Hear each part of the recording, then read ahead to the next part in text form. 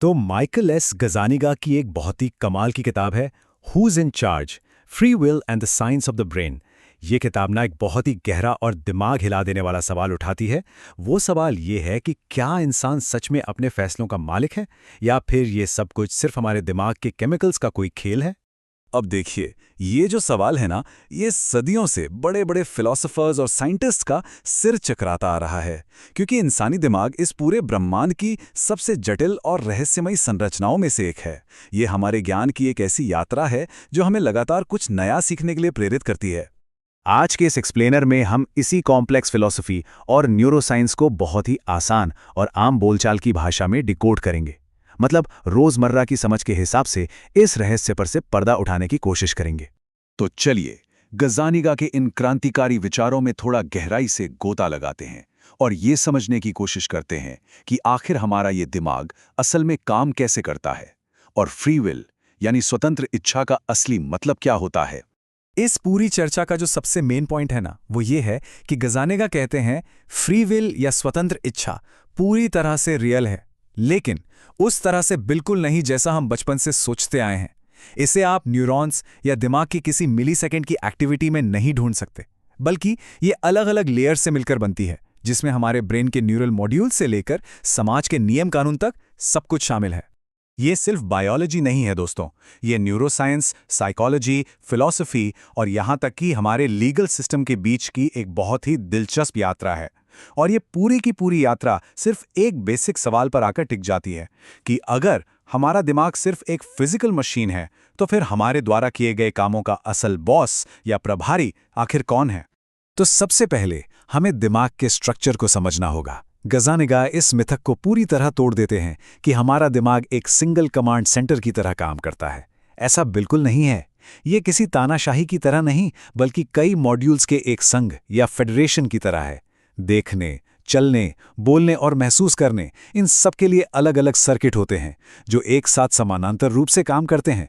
Split brain studies तो यहां तक बताती हैं कि हमारे दिमाग के दोनों हिस्से अलग अलग गोल्स के साथ स्वतंत्र रूप से भी काम कर सकते हैं। है ना कमाल की बात। अब आप सोचेंगे कि ये सब जानना इतना ज़रूरी क्यों है। वो इसलिए क्योंकि अगर दिमाग अलग अलग मॉड्यूल्स में बटा हुआ है, तो फिर एक अकेले निर्णयकर्ता या डिसीजन मेकर का आइडिया बायोलॉजिकली पूरी तरह से गलत साबित हो जाता है। असल में हमारे सारे फैसले इन्हीं मॉड्यूल्स की आपस में होने वाली बातचीत से निकल कर आते हैं।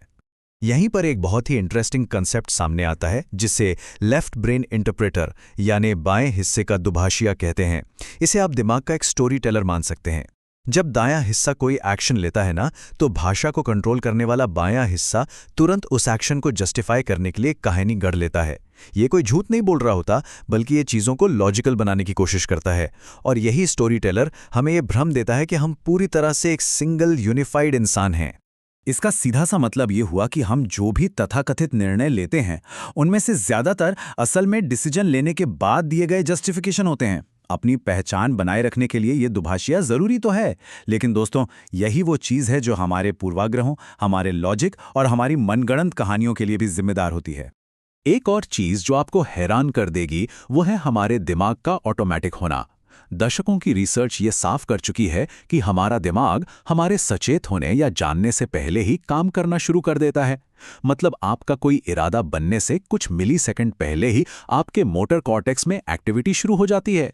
आप किसी इमोशन को नाम भी नहीं दे पाते, उससे पहले ही आपकी इमोशनल प्रतिक्रिया हो चुकी होती है।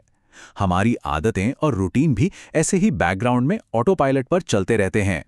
लेकिन रुकिए, यहाँ एक बहुत बड़ा ट्विस्ट है। गजानिगा कहते हैं कि इस ऑटो पायलट वाले सिस्टम का मतलब ये नहीं है कि हमारी स्वतंत्र इच्छा शक्ति खत्म हो गई। इसके बजाय ये दिखाता है कि हमारी चेतना या कॉन्शियसनेस एक सुपरवाइजर की तरह है। वो हर छोटी छोटी चीज को कंट्रोल करने वाला कोई माइक्रो मैनेजर नहीं है, बल्कि वो ऊपर से नजर रखने वाला एक मैनेजर है। तो फिर ये चेतना आखिर है क्या? विज्ञान की भाषा में इसे हम एक उभरती हुई प्रणाली या इमर्जेंट सिस्टम कह सकते हैं। देखिए, एक अकेला न्यूरॉन कभी खुद नहीं सोचता, लेकिन जब लाखों न्यूरॉन्स का एक नेटवर्क बनता है, तो ऐसे पैटर्न बनते हैं जो विचारों का रूप ले लेते हैं। बिल्कुल वैसे ही जैसे पानी की बूंद में वो गुण होते हैं जो अकेले हाइड्रोजन या ऑक्सीजन में नहीं होते, वैसे ही दिमाग में भी ऐसे गुण उभरते हैं जो अकेले किसी न्यूरॉन में नहीं पाए जाते। और यही वजह है कि आप फ्री विल को किसी एक छोटे से न्यूरॉन के अंदर नहीं ढूंढ सकते। ये कोई छोटी मोटी माइक्रो लेवल की घटना नहीं है दोस्तों, बल्कि ये पूरे के पूरे सिस्टम का एक बहुत ही बड़ा और व्यापक गुण है। चलिए अब थोड़ा समाज की तरफ मुड़ते हैं। हम इंसान कभी अकेले तो रहते नहीं, और हमारा दिमाग भी इसी सामाजिक ढांचे के लिए इवॉल्व हुआ है। हम हमेशा समूहों में रहे हैं, और हमारा दिमाग सहयोग करने, नियम बनाने और सही गलत तय करने के लिए पूरी तरह से ट्यून्ड है। नैतिकता कोई बायोलॉजिकल रिफ्लेक्स नहीं है, बल्कि ये समाज की बनाई हुई चीज़ है। पैसा हो, कानून हो या संस्थाएं, ये सब वास्तविक सोशल स्ट्रक्चर्स हैं। और जो जिम्मेदारी की बात होती है ना, वो हम व्यक्तियों के स्तर पर होती है, हमारे न्यूरॉन्स के स्तर पर नहीं। और इस संदर्भ में गजनिगा एक बहुत ही पावरफुल बात कहते हैं, ध्यान से सुनिएगा। न्यूरॉन्स कभी जेल नहीं जाते, लोग जाते हैं। ये एक लाइन अपने आप में बहुत कुछ कह देती है। अब सोचिए, इस पूरी चर्चा का हमारे लीगल सिस्टम पर कितना गहरा असर पड़ता है। आजकल कोर्ट रूम्स में किसी को निर्दोष या कम जिम्मेदार साबित करने के लिए ब्रेन स्कैन का इस्तेमाल काफी बढ़ गया है। गजानिगा इसके खिलाफ साफ चेतावनी देते हैं। वो कहते हैं कि ब्रेन स्कैन सिर्फ एक कनेक्शन दिखाते हैं, किसी चीज का कारण नहीं। हाँ, किसी ट्यूमर या चोट से बर्ताव जरूर बदल सकता है, लेकिन ये इंसान की आज़ादी को खत्म नहीं कर देता। हमारा कानून न्यूरॉन्स की एक्टिविटी पर नहीं, बल्कि इंसान के इरादे, उसकी पसंद और उसके एक्शंस पर काम करता है। तो निष्कर्ष क्या निकलता है? न्यूरोसाइंस हमें कानून को बेहतर समझने में मदद जरूर कर सकता है, लेकिन वो कभी भी हमारी मॉरल रीजनिंग या नैतिक तर्क की जगह नहीं ले सकता। सही और गलत का फैसला हमेशा इंसानी स्तर पर ही होगा। अब इस फील्ड में ना अक्सर दो एक्सट्रीम विचार देखने को मिलते हैं। पहला है कठोर नियतिवाद, यानी हार्ड डिटर्मिनिज्म। ये कहता है कि हर चीज पहले से तय है, हर चीज का कोई कारण है और फ्री विल सिर्फ एक धोखा है। और दूसरी तरफ है कट्टरपंथी स्वतंत्रतावाद, जिसका मानना है कि हमारी आज़ादी का कोई बायोलॉजिकल कारण नहीं है और हम बायोलॉजी से पूरी तरह ऊपर है। गजानिगा कहते हैं कि ये दोनों ही एक्सट्रीम्स बिल्कुल गलत हैं। ये एक झूठा द्वंद्व है। वो हमें एक बीच का रास्ता दिखाते हैं। वो मानते हैं कि दिमाग एक मशीन की तरह है, लेकिन कॉम्प्लेक्स मशीनें खुद को रेगुलेट कर सकती हैं। हमारी स्वतंत्र इच्छा इसी सेल्फ रेगुलेशन से आती है, किसी रैंडम चीज से नहीं। इसे एक थर्मोस्टैट की तरह समझिए। थर्मोस्टैट एक फिक्स सिस्टम है, लेकिन फिर भी वो कमरे के टेम्परेचर को कंट्रोल करता है। ठीक वैसे ही हम इंसान भी अपने गोल्स, नियमों और सेल्फ कंट्रोल के जरिए अपने बर्ताव को कंट्रोल करते हैं। आप अपने दिमाग को एक बाधा संतोष मशीन यानी कंस्ट्रेंट सेटिस्फैक्शन मशीन की तरह भी देख सकते हैं। ये लगातार हमारे अंदर चल रहे विवादों को सुलझाता रहता है, जैसे भावना बनाम लॉजिक, कोई आवेग बनाम उसे रोकना, आदत बनाम हमारा इरादा, या फिर कोई शॉर्ट टर्म रिवॉर्ड बनाम हमारा लॉन्ग टर्म गोल। हमारी फ्री विल इसी डायनामिक बैलेंस से ही जन्म लेती है। यहाँ याद रखने वाली सबसे अहम बात यह है कि कोई भी व्यक्ति अपने दिमाग के इस जहाज का अकेला कैप्टन नहीं है, बल्कि आप खुद ही वो पूरा का पूरा सिस्टम है जो इन सारे अंदरूनी विवादों और कंफ्यूजन्स को सॉल्व करता है। और इसीलिए ये समझना बहुत जरूरी है कि हमारा स्वयं या हमारा ईगो कोई इल्यूजन या भ्रम नहीं है। ये स्वयं किसी एक न्यूरॉन में नहीं रहता।